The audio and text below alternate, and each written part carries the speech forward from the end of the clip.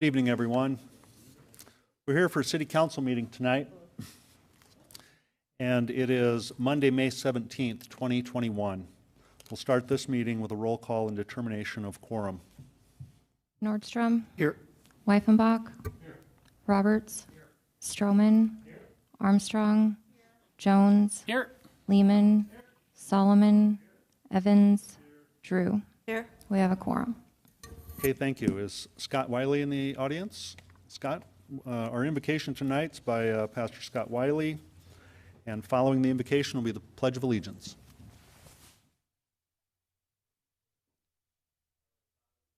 Thank you for the many blessings and gifts that you bestow upon us, that you provide freely. We thank you for life and breath.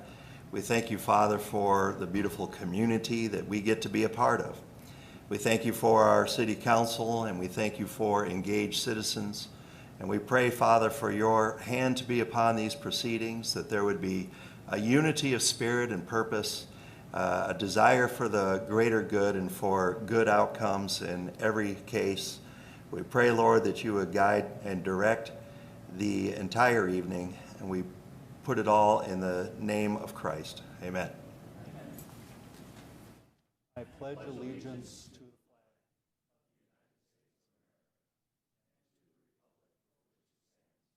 one nation, under God.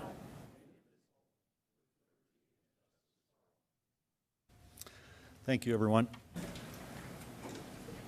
Now the adoption of the agenda. The council may adopt the agenda as written or make certain modifications to it. Is there a motion? So moved. Motion to approve by Armstrong, second by Lehman. All in favor of adoption of the agenda, say aye. Aye. Opposed? Motion carries. Item number one on the agenda is a proclamation for National Public Works Week. And I'm just going to read this proclamation. It says, it's under the theme, Stronger Together. Whereas public works professionals focus on infrastructure, facilities, and services that are of vital importance to sustainable and resilient communities and to the public health, high quality of life, and well-being of the people of Rapid City. And whereas these services could not be provided without the dedicated efforts of public works professionals at all levels who are responsible for rebuilding, improving, and protecting our transportation, water distribution, water treatment, and solid waste systems, and the structures and facilities essential for our citizens. And whereas it is in the public interest for the citizens and civic leaders of Rapid City to gain knowledge of and to maintain an ongoing interest and understanding of the importance of public works and public works programs in our community. Now therefore, I, Steve Allender, Mayor of Rapid City, South Dakota, do hereby proclaim the week of May 16th through the 22nd, 2021 as National Public Works Week in Rapid City, and urge all citizens to join in activities and events to pay tribute to our public works professionals, engineers, employees, and leaders, and to recognize the substantial contributions they make in protecting our health, safety, and quality of life. And my thanks to Director Dale Tech and the whole Public Works crew for always being there for the water turning on, the toilet flushing, and the all of the other issues that are handled every day by the Public Works folks. Now, thank you.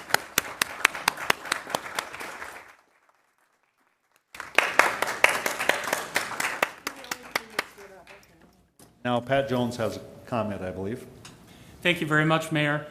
I'm sure we all feel this way, but I feel it's important to say how much I appreciate working with our Public Works staff, whether it's a quick phone call with a question or an email about an in-depth topic.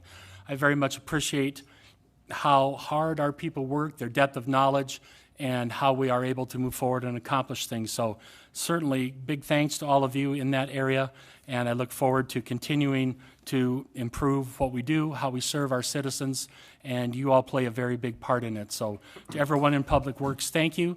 Thank you what you did during COVID. Thank you now, and let's all keep up the good work. Thank you, Mayor. Great, thank you. All right, now, item number 2, a presentation, the annual Rapid City Water Quality Report, Water Division Superintendent Jeff Crockett. And we do have a 2-hour time limit on your presentation. I'm hoping to make it 60 seconds. Is this on? You can hear me? Okay. Hi, my name is Jeff Crockett. I'm with the Rapid City Water Division, the water superintendent, and just wanted to take just a brief moment to make council aware that the 2020 water quality report has been made available to the public. It is on our website, and our customers were notified via our utility bill, and residential properties were mailed a hard copy as well. So this is the 18th year in a row that Rapid City has won the Secretary's Award for Drinking Water Excellence. So we're very proud of that, and that's all I wanted to share with you. Great, thank you very much. Thank you. All right, now on to general public comment. This is a time for members of the public to discuss or express concerns to the council on any issue not on the agenda. Action will not be taken at this meeting on any issue not on the agenda, except by placement on the agenda by unanimous vote of the council members present. And to our speakers tonight, you have a 3-minute time limit, and you can watch these lights over here to see how you're doing. And we'll start with Michaela Zachmeyer. Did I get that name correct? All right, thank you.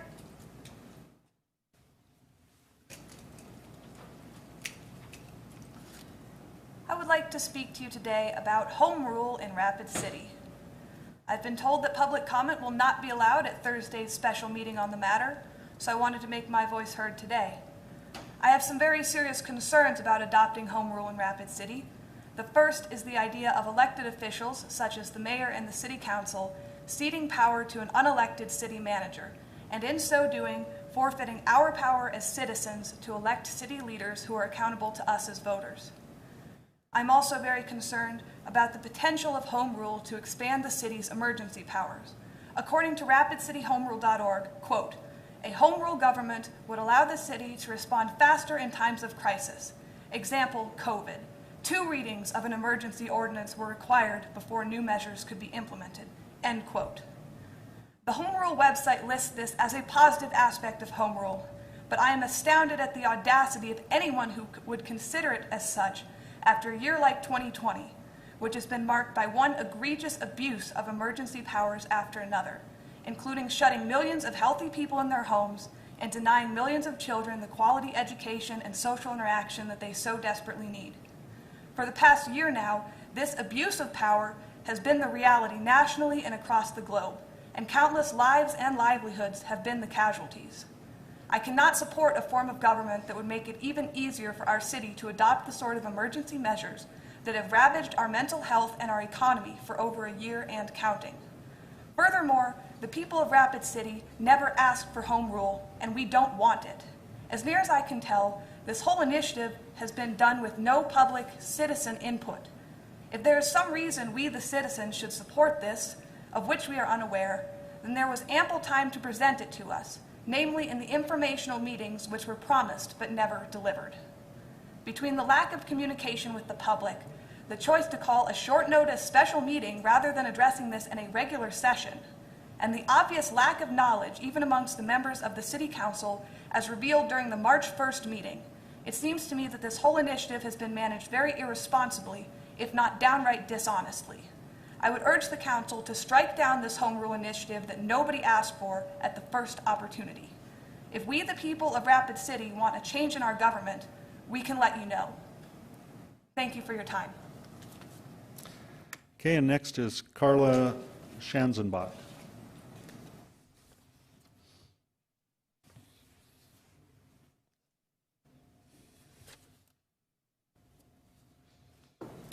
Thank you, Mr. Mayor and City Council.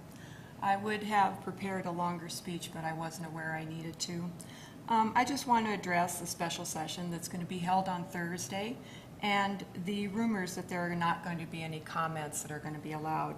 I really would like to have had input to this, but I cannot get off work. And that is part of the concern I have about doing something that has been so long in the works and calling a short-term session for that not allowing people to have an opportunity to prepare remarks and to give both pro and con for a potential home rule item. Again, as I stated in March, I do not know whether home rule is a good thing or a bad thing. I certainly am not impressed with the name, because as we have seen throughout, I don't know how long now, that there are some really cool and sexy names that the Congress and people put out there, the CARES Act, the Dreamers Act, and many other things. And I should have looked for some that Donald Trump did. I'm sure they were out there too. But the point is, when you dig into them, they have things that are not in the best interests of the majority of the people. So I do, again, it's been a long-term thing out there. I'm not sure why we have to have a short-term notice on it. Granted, the information given should be able to be done without a lot of people protesting. Unfortunately, I don't think that's going to be the case. Secondly, I want to let you know that you are making decisions within the context of the time that we live in. And I don't know if you've noticed, but there is hurt, there is anger, there is distrust. There is a huge amount of regulatory burden and draconian measures that are being put upon the people nowadays. And this is the context in which we are making these decisions and making these presentations. It is not given to me to judge people's motives. I cannot do that. It requires me to look into people's hearts. And every single one of you look like excellent people. I believe that you are here working in the best interest of the people as best you can. But I can't judge your motives, and it is important. All I can judge is the process that you lay out, and do you follow it, and are you transparent, and are you fair? And when those things are not done, all I am given is to judge the fruit of what I see. And it gives me grave concern as to this is not being an open process. The other thing I just want to let you know is, for the last few months, I have sat here from the beginning to the end of these meetings. And you know what? I will confess my ignorance. I actually thought that all of you knew every single thing that you were voting on. And I don't know why I thought that, because it's not fair. There's a lot of stuff that you were dealing with. But I have realized that you don't know. You don't know what's in these things. And you are our liaison. You are our liaisons to tell us this information. And when you don't know, I will guarantee you that I do not have confidence in this. So please, spread this out, give us the information, have the debate. If it is a good thing, it will survive. And if not, it just doesn't deserve to be forced on us. And that is all I ask. Thank you. Okay, thank you. Next is Al McPherson.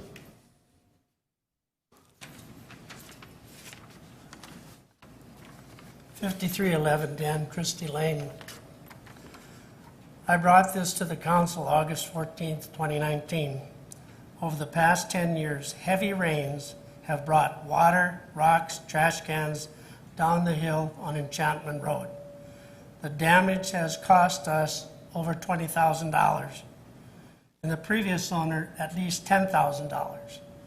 No storm drains were built the entire mile from the top of the hill on Enchantment Road until it passes our corner. The water wraps around our corner, Dan Christie Lane, and flows toward Katrin Boulevard. In 2015, I spoke to someone in the city about the dirt channel that was dug half-mile up the hill to direct the water off Enchantment Road to the pond south behind residences. The city, realizing the problem, made the decision to have the channel built. The city hired a private contractor to do the channel. The channel was not graded, has overgrown with weeds, and was ineffective from day one. It was dirt and has overgrown with weeds and grass. The contractor warranty expired. Nothing more has been done. If there was need then, there is a need now. The length of the channel is approximately 300 feet. The solution, a 6-inch diameter PVC pipe, 10 feet long, costs $36, and 30 of those make 300 feet. The cost is $1,080. Additional cost for connectors and labor, the job would be done. I understand the city has $20 million. The cost of this small project is peanuts compared to any other. I respectfully ask this committee to follow through with my request and do the right thing. Thank you. Oh, excuse me. A couple of pictures for you. Oops, sorry. Hard time.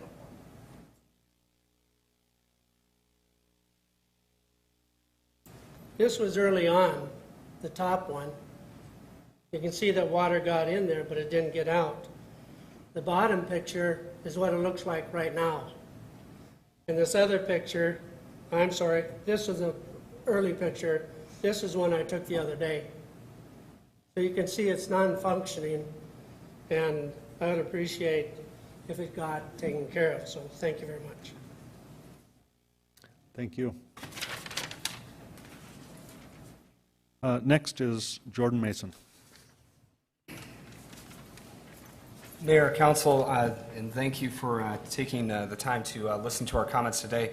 I too, on one hand, I am very grateful to see that home rule is finally coming to light and we can start to discuss this, hopefully with some more information about what has been discussed behind closed doors for over a year. However, I also share similar concerns that your post on Facebook on May 15th at 5:31 a.m., where you stated in regards to the special session, the session is open to the public, but no public comment will be taken. The other concern that I wanted to raise that I think is equally valid, and part of the reason I came to this council on May 3rd to remind you of the timeline, but to read from the May 4th of 2020 City Council Legal and Finance Agenda, it said, and I quote, "Please confirm the appointments of," and the list proceeds. I will skip to the bottom here. "All appointments are to expire 1 year from date of appointment." It's May 20th. So at May 4th, all those people appointed to the committee are expired. They no longer belong to a committee. So my real concern here is that it very clearly seems that, and again, I love how she phrased that, by the fruits of what you're bearing here, there are citizens coming to this committee meeting on Thursday. And there are citizens, and you are arbitrarily choosing to allow some citizens to speak and some not to. Frankly, at this point, I think I also share the hope that at this point, I believe this has been horribly mishandled, and I would encourage this council to take action to stop this. As Michaela eloquently stated, and I'm not so articulate tonight, this was not asked for by the people. And this is, frankly, at this point, very clearly being rammed down our throats. It's disrespectful to the citizens. It's disrespectful to the constituents that you serve. And at this point, I am frankly, I share her concern that I'm not only concerned about how this has been handled, but frankly, the reluctance of the city and elected council to take action and to correct this, to have this done in an open, public way, is frankly a little concerning just in the way that you're governing. And I think that it needs to be publicly stated at this point, because there are some things that are legal and then there are some things that are unethical. And the way this has been handled is unethical. Thank you for your time. Okay, and that'll conclude general public comment. And now we're on to non-public hearing items 3 through 41. There are no speaker requests for these particular items, so that would open up the consent items 3 through 33. Would the council like to remove any of these items for separate consideration or approve them all at once? Mr. Mayor, I'd like to pull number 8, please. Oh, okay. Bill Evans, number 8. Any other items from the council?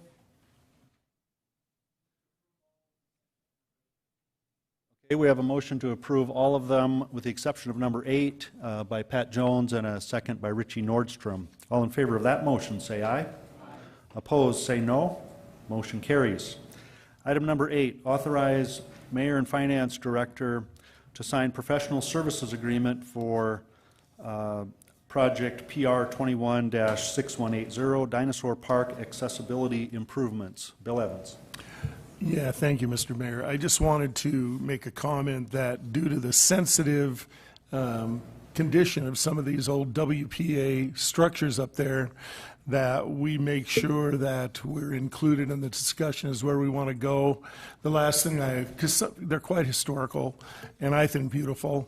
I don't want to see happen what happened to the canals along East Boulevard, which were mainly infilled following the flood in '72. Most people don't even realize that East Boulevard used to be, did I say West Boulevard? East Boulevard used to be lined with canals similar to those in Canyon Lake Park. And it was quite beautiful, and following the flood, they were filled in mainly, and the remnants were finally bulldozed here in this last reconstruction. So I think these are historical, facilities, and I think they need to be preserved, and I just want to make sure we're included in the conversation before a project gets so far along, and they say, well, why didn't you tell us then? So, telling you now. Thank you. Okay, thank you. Darla Drew. Thank you. Could I have Jeff Bigler come up, please? So this is just the design for the project, is that correct? That is correct, yes. And when it's finished, it will be able to handle wheelchairs, strollers, all those kinds of things that you can't get up to the place now with That any is of those correct, things. yes. This will provide a universal access from the parking lot all the way up to the top of the hill. And it'll all be ADA compliant. So it will allow people with disabilities, families with strollers, people that just need a break to walk up there. It'll provide all of those groups access to the hill. I can still do the stairs, but I can see a day is coming. But so do you have any idea how much that project will cost? I think I saw it at one time, but it's not part of this. So do you? We have about $2.5 million for the project, including the design work, so that's our target. So what will that be, just like the asphalt, that'll be just a smooth surface all the way up, or? It'll be a circuitous route Oh. of concrete that will be up there. This project will also stabilize the sculptures themselves, the dinosaurs, as well as provide some improved lighting and those sorts of things, just to improve it. And I just wanted to reassure Alderman Evans that we certainly are very, very sensitive of the historic and cultural nature of this facility, and we don't want to do anything that's going to compromise that. Yeah, it's iconic in our community. And maybe along that path somewhere, you could put some places for people to sit if they get too tired. Will that Yes. happen too? Yep. Okay, then you've answered all my questions. Thank you. Thank I you. yield. Jason Solomon. Thank you, Mr. Mayor. First, I make a motion to approve this. If I can get a second to retain the floor. Second by Lehman. Go ahead. Just want to say I love this project, and one of the reasons is that people of all abilities will be able to enjoy this landmark that we know is Dinosaur Park up on Skyline Drive. Awesome job. Can't wait to see it done. Jeff, can you remind us when we estimate this project to be completed? The design work will be started this summer. We should go out for bid this fall and hope to have a construction next summer, construction season. We get a bid out this fall, we'll get the best prices we can if we give prospective bidders some time to schedule all their annual projects. Okay, thank you. Richie Nordstrom. Thank you, Mayor. I have a question for Mr. Bigler, if I may. Yes. Mr. Bigler, I see this money's coming out of the CIP funding as well. Wasn't there some leverage done with this along with Vision funds as well? Yes, we're using both Vision Fund funding and CIP funding. The last round of Vision funds, we were successful in obtaining some Vision Fund dollars, and we have been saving some CIP money year to year just to make sure that we had enough to adequately do this project. Thank you, and congratulations, because I really support the projects, and then when you get a chance to do, or any department that gets a chance to leverage the funding as well. So kudos to you and your staff that been working on this project. A couple years? Yeah, it's been a long time Long coming. time. Yeah, we did the master plan for the site in 2014, so it's been a while. Been a while, 7 years. Thank you. Pat Jones. Thank you very much, Mayor. Around 2010, during that summer, I drove the trolley for the city of Rapid City, which was one of the coolest jobs I've ever had in my life. And it was so fun to take people around the town that I love and tell them about various things. And when we would take people up to Dinosaur Park, they would hold their breath as we're going up, and as we're coming down, they would really hold their breath, hoping we had good brakes on the trolley. But to hear people get back on the trolley after they were at Dinosaur Park, after they'd walked up, come down, went out on the patio, had the really yummy hard ice cream there, was so special. And there's so much history. There's that hangman's knot that's over there, and the attachment that the project has with the School of Mines and when it was done and everything. It's awesome. So I'm so excited about this project. It's wonderful. It's such a great attraction for our city, for locals, and for visitors. So I echo my colleague, Mr. Evans, that we really want to pay close attention to everything that we do. It's in great hands in your department, and I just wanted to share some of my excitement about it because it's wonderful. Maybe we'll have a fundraiser sometime as to see how many steps Pat Jones can make to the top and how long. That'll be fun. Yield. Ron Weifenbach. Thank you, Mr. Mayor. And in light that the tourists are coming back to town, and since we're reminiscing about being children and watching the dinosaurs, I just wanted to ask Mr. Beegler if the feeding schedule for the dinosaurs would remain the same during construction time? Yes, we won't alter the feeding schedule. Thank you. That's it. Bill, back to Bill Evans. Yeah, since you're up there, Mr. Bigler, has there been any discussion about perhaps eliminating the people crossing the traffic, but instead part of the elevation comes from either a spiral ramp or something on the parking side, and then the people cross over so that we don't have that particular hazard anymore? Because as a person goes up there all the time, I'm telling you, that's kind of a scary thing. And so has there been any talk about perhaps coming up with something like that? Well, I think that's something that could be looked at. We'll just have to see if it's feasible. Given the kind of limited area that we have to work with from the parking lot to the bottom of that hill, but certainly our consultant will look at that as well. Okay, thank you. Okay, we have a motion for approval of item 8. All in favor of that motion say aye. Aye. Opposed? Motion carries. That takes us through consent onto non-consent items. We have no speaker requests on these items, so we'll start with item 34 under ordinances. Item 34 is second reading of ordinance 6486 regarding supplemental appropriation number 3 for 2021. Motion approved by Drew, second by Roberts. All in favor of approval say aye. Aye. Opposed? Motion carries. Item 35, first reading ordinance 6485, an ordinance amending section 17.06 of chapter 17 of the Rapid City Municipal Code, a request by John Roberts for Richard and Jennifer Kincaid for a rezoning request from low-density residential district to light industrial district for property generally described as being located at 3775 Dias Avenue. And I believe we have a motion to approve by whom? Solomon. Second by Lehman. I believe John Roberts is going to tell us he's going to abstain from I this have to one. abstain, yes. Okay. Thank you. Okay, and so we have a motion for approval of item 35. All in favor of that, say aye. Aye. Opposed? Motion carries with one abstention from John Roberts. Item 36, first reading of ordinance 6490, an ordinance to align the municipal election date with the designated date for primary elections by amending section 1.16.020 of the Rapid City Municipal Code. Motion approved by Drew and a second by Armstrong. All in favor of that motion, say aye. Aye. Opposed? Motion carries. Item 37, first reading of ordinance 6489, an ordinance to revise the organization of the Department of Community Development by amending chapter 2.47 of the Rapid City Municipal Code. Motion to approve, Armstrong. Second by Nordstrom. All in favor of approval say aye. Aye. Opposed? Motion carries.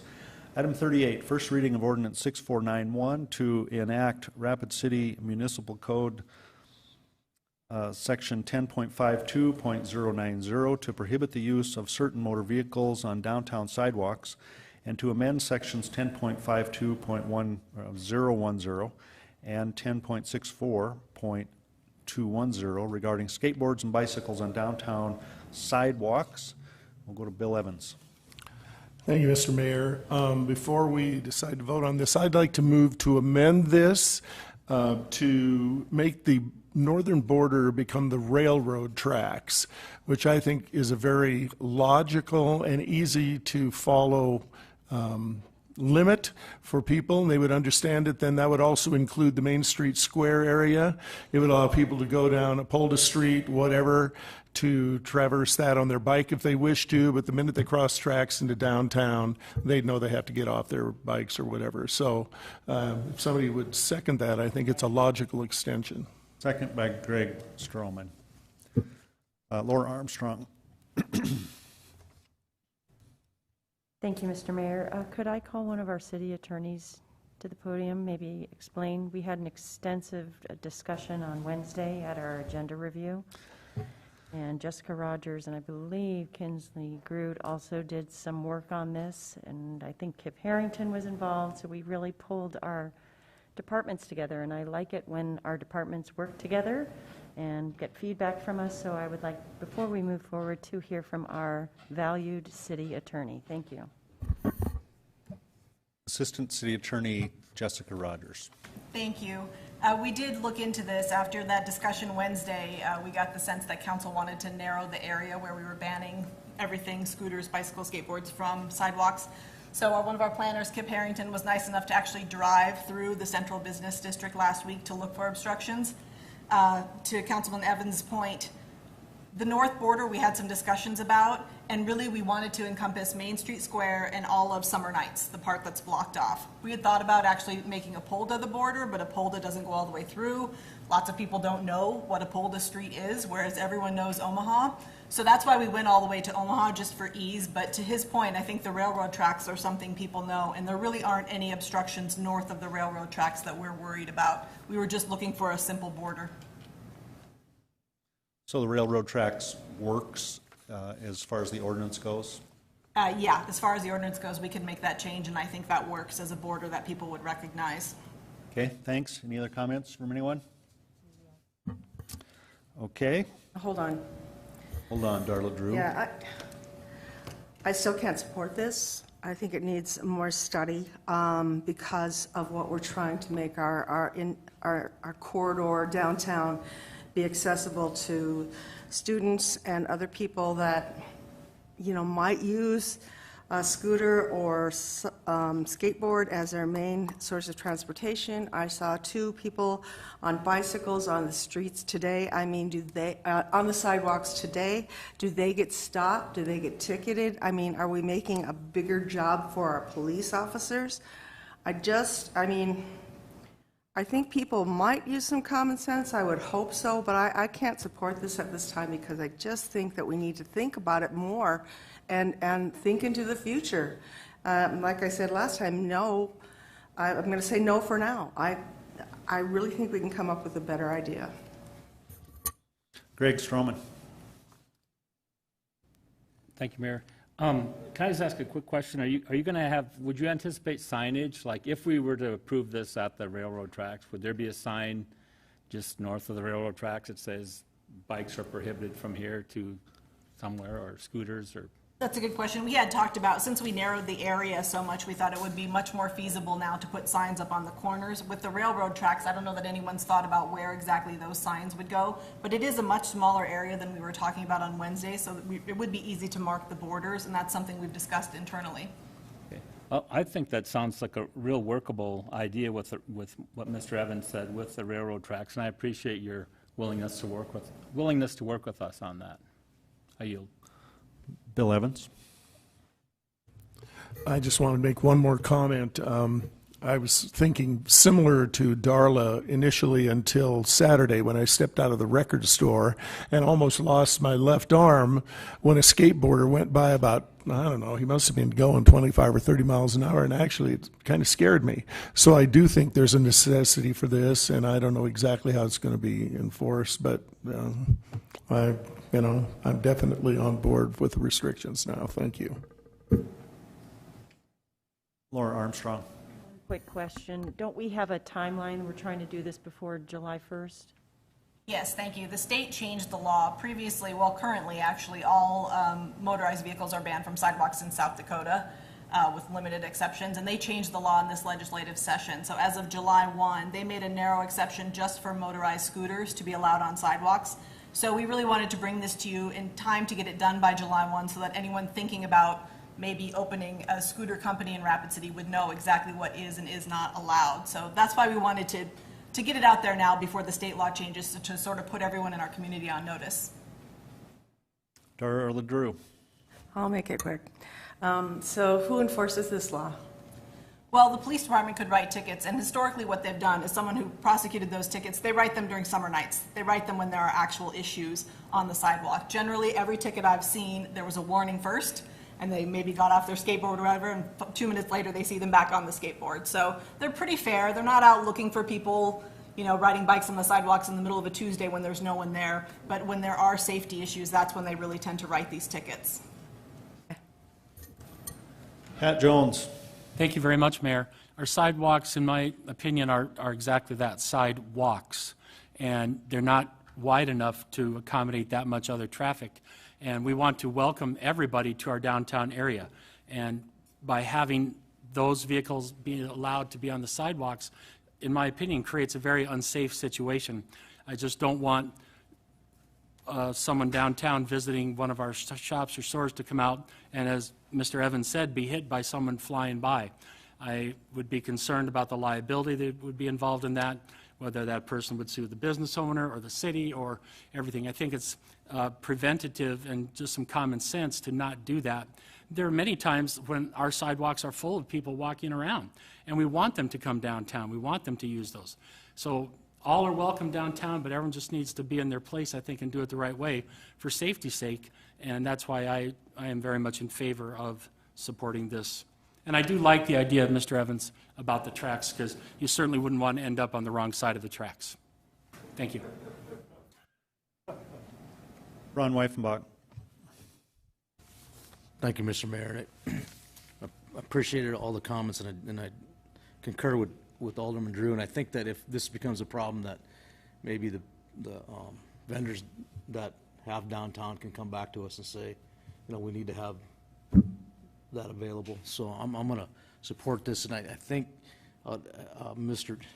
Chief wants to say something. I want to ask him a question, basically. Is this like a don't feed the ducks ordinance, where you just need it for enforcement when you get somebody who's really breaking the rules? Yeah, I think for us, it's really boiling down to the public safety issue, to just that small core area that we've dialed down to. And yeah, we aren't going to, typically we're not like actively patrolling and looking for people to give tickets to, but if there is a legitimate problem, that's when we jump in. And this specific small core area that we're talking about, there are some restrictions there that are problematic. We have some very narrow locations that we've outlined at the working session where, at times we get lots of pedestrians walking on the sidewalk, we get lots of tourists walking in that area, and to have a very fast-moving scooter barreling through there at the same time as a pedestrian could be pretty problematic. So for us, I think it'd be a matter of if there's a problem, we just address it at that point. So I think for us, it is helpful in that very small area that we've identified to have it on the books. And, we can try this for a while, and if there's a huge problem, we can come back to the table. And also, I hope that if we identify a public safety issue that we didn't account for in some of these other areas, that the council would be open to hearing about that as well from our aspect. But I think for us, we just want to try this with the small core area that's been identified. Thank you, Chief. And typically, you have a pretty good relationship with the downtown merchants. So if they they'll tell you, they'll give you their input, I'm sure, unsolicitedly. So, thank you. Thank you, Mr. Mayor. Bill Evans. Yeah, I just wanted to make one more comment about the signage, because I know as a person who rides bike a lot, their eyes are not usually on the signs, and skateboarders and other people, I think, that are riding those two-wheeled vehicles, their eyes are down a lot. I think it's critical that we decide initially, we're going to start stenciling the street or painting on the sidewalk areas every so many feet that remind people of where they're riding, so that they can't claim this ignorance of the law. All right, thank you. And I just have a procedural question for Ms. Rogers. So this is a relatively minor amendment, removing the north border 100-some feet, so it does not seem that it would disrupt the first reading of this ordinance. So the next meeting, we would have second reading, is that correct? I believe so, yeah. I believe you can, if you choose to pass it, you can pass it as amended. I believe that motion was already made, and then we would go on to second reading and you would see the text. And it is a pretty simple substitution on that north border. Gotcha. Okay, so, sorry, it's been a while. Who made the motion on this? Evans, to a motion to amend, and then there was a second by Greg Stroman. Okay, and now Jason Solomon. Thanks. We're talking a lot about where we're restricting scooters, but bottom line is scooters are cool. We're allowing it all over through town as per state law, and so Rapid City is scooter friendly. We're just talking about a few blocks downtown. I think we know this, but just for the public's sake, that we don't oppose scooters and skateboards and bicycles. We encourage those things. Just on these few blocks downtown where there's sidewalk cafes, where there's really narrow places for them to go down, that's really our main concern, right? So just wanted to put that out there for anybody paying attention. Thank you. Okay. All right, motion for approval with the amendment. All in favor of that motion, say aye. Aye. Opposed? Motion carries with 1 no from Darla Drew. Item 39 contains 130 liquor license renewals, which have all been vetted previously by the police and fire department. Is there a motion on item 39? Motion approved by Lehman, second by Jones. All in favor of approval, say aye. Aye. Opposed? Motion carries. Item 40 under Mayor's items. This is to discuss the planned duration for the next round of vision funds and the authorization of solicitation for projects to be funded out of the vision account. Go to Richie Nordstrom.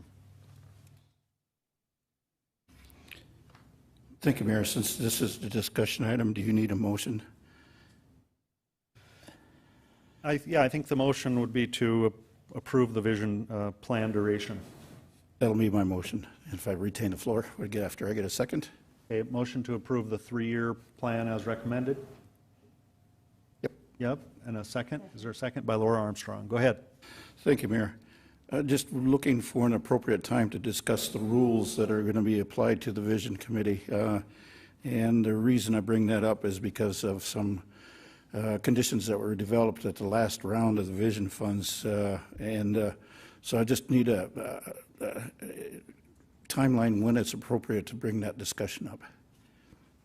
The rules for applications and, yes, and that sort of thing. We can talk about that at any point you wish. Thank you.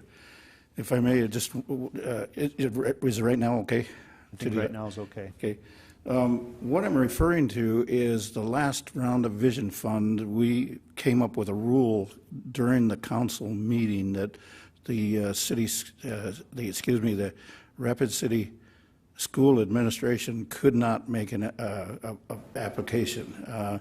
They did apply, but we turned it down because of some other various reasons, and I can go into the reasons for that. But I just want to make sure we're consistent on that, and so that the people that are not allowed to make those applications are told ahead of time and not wait till the last minute to make that application known that it's not appropriate. So the reason I'm stating this is because we did approve the School of Mines at one point, so I'm just looking for consistency on that and not approving the Rapid City area schools. And I think there's some other applicants in here that may be coming forward. If we have some kind of guidelines for them to be able to apply, who can apply and who shouldn't be applying, and et cetera. So if we get those guidelines, I believe that would be helpful rather than waiting until the last council meeting to make the decisions on the disbursements. Okay, thank you. The Vision Fund process is carefully explained in city ordinance, and so unless the city attorney is going to counter what I'm going to say, I don't believe anyone is officially disallowed to apply for Vision funds. If the Vision Committee chooses to use a criteria during selection, that's what's not spelled out. This is a citizen committee that gets to make recommendations to the council. So, but the short answer is I don't believe anyone is excluded from applying. Thank you. Because when the Rapid City Area Schools was making their application, it was determined by the City Council that they were another taxing entity. And that was one of the reasons why it was not allowed to be giving them an award, because the Vision Committee did, I can't remember the exact number, but they were made a recommendation to allow for the Rapid City Area Schools to do an enhancement to that park out at Pinedale. So, and then the council overruled that decision. So it just didn't make any sense to me why we did that. Thank you. Well, as I said, I believe anyone can apply, but the City Council is the final authority on who gets the award. And so however the council comes to that determination, it really is up to the body. Jason Solomon. Thank you, Mr. Mayor. To respond to Alderman Nordstrom, I don't think it was a rule, Alderman Nordstrom. I think it was a preference of the City Council. Just like many of us might prefer city projects, for example, getting a fire station, that sort of thing, versus a nonprofit or something like that. I think that was where some of that might have come in. So it might have been the preference of many that if you because we have often more requests than we have funds, so you have to choose, and it may have been part of each individual council member's filtering process as to whether the taxing entity was something they wanted to do during that round or not. But I don't believe it was because we made a hard and fast rule. I think it was because the city council members individually and thus together came to a conclusion. So my recollection of that was we never made a rule. It was our own justification for trying to filter out the decisions that are really tough to make during this time. So I don't think we have to make hard and fast rules, but it still might be a factor in our decision making. Just this is the discussion item on the agenda, so I thought I'd chime in on that. Okay. Darla Drew. I'd like to remind the council that that actual application was made by the Pinedale PTA. It was not done by the school board. The school board was certainly behind the PTA applying for $750,000 to fix their school grounds, which I don't think is a use of city money that we should entertain. I think that that should be the school's problem, and also I don't think a PTA should ever get $1 million from the city to fix up a park. I think that's way past their purview.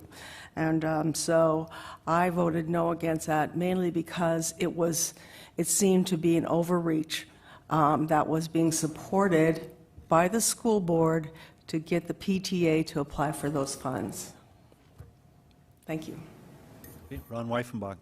Thank you, Mr. Mayor. I've had the luxury of going through several of these processes, and I think that you had mentioned it earlier about the fact that the City Council will have the final decision on what the money is spent on. So I want to make sure that a couple of things that the people on the Citizens Board understand that too, that usually there's a mixture of those things that get vetted and get voted on, and we've had some requests for like the fire department, some other big capital improvement structures that may end up in our minds being funded by the Vision Fund. So I just, as we go forward and we put these people into this situation, that they understand that they're going to vet them as best they can and bring them to us as recommendations, and then we'll vote on them. But in some cases, we might, pick something that the city has a dire need for.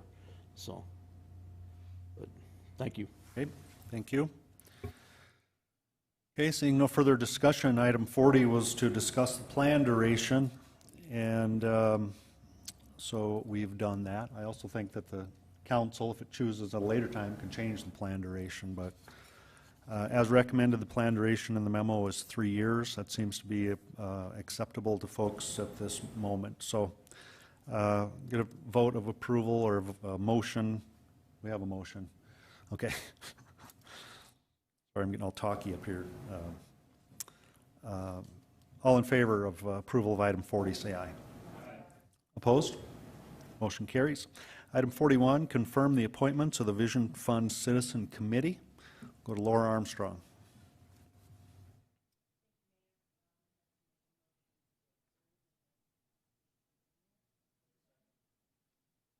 Second by Weifenbach. Go ahead. Okay. Sorry about that.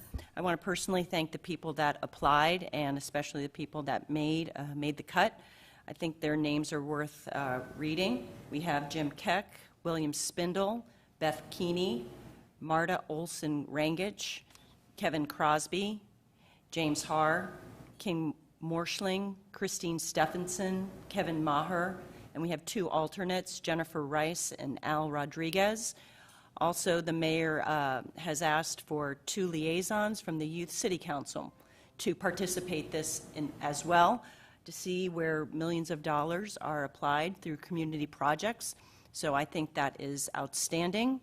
We were talking about fairness, transparency, and trust earlier today. And just to remind everybody, this is a citizen-led committee. And if we expect our citizens to have trust in us, we in turn have to show trust in them. So I thank you for stepping up. You will have many hours away from work and your family and other things that you can be doing. So I just wanted personally to thank you all for doing this. Thank you. I yield. Greg Stroman. Thank you, Mayor. I just wanted to agree with what Laura said about the committee. I think that the mayor's got a blue ribbon group of people, very capable and diverse people. Some of them I've known for years, some of them I've never met, but I did read some of the applications and I saw the diversity, and they're just a very impressive group of people, and I thank them for stepping up and volunteering to do what's a very difficult and time-consuming job, and I just wanted to thank them at the outset. That's all. I yield. Thank you. Motion on the floor is for approval of item 41. All in favor, say aye. Aye. Opposed? Motion carries. Takes us to public hearing items, items 42 through 53. There are no speaker requests on these items, so we'll move right into consent. Public hearing items 42 through 52.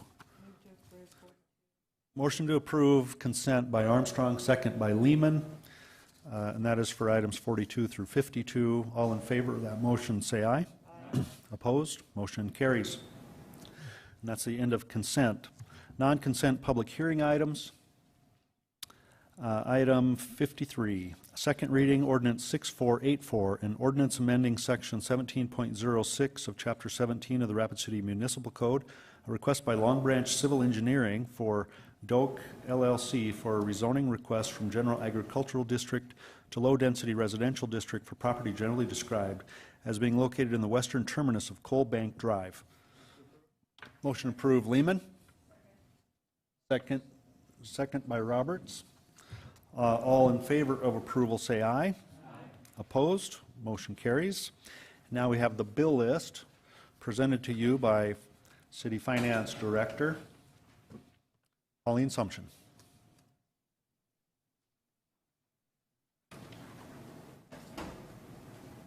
Thank you, Mr. Mayor. There are no additions to the bill list, so the total is that which is attached at $8,871,860.07. Motion approved, Solomon, second by Jones. All in favor of approving the bill list, say aye. Opposed? Motion carries. Motion to adjourn, Armstrong. Second by everyone. All in favor, say aye. Opposed? We are adjourned. Thank you.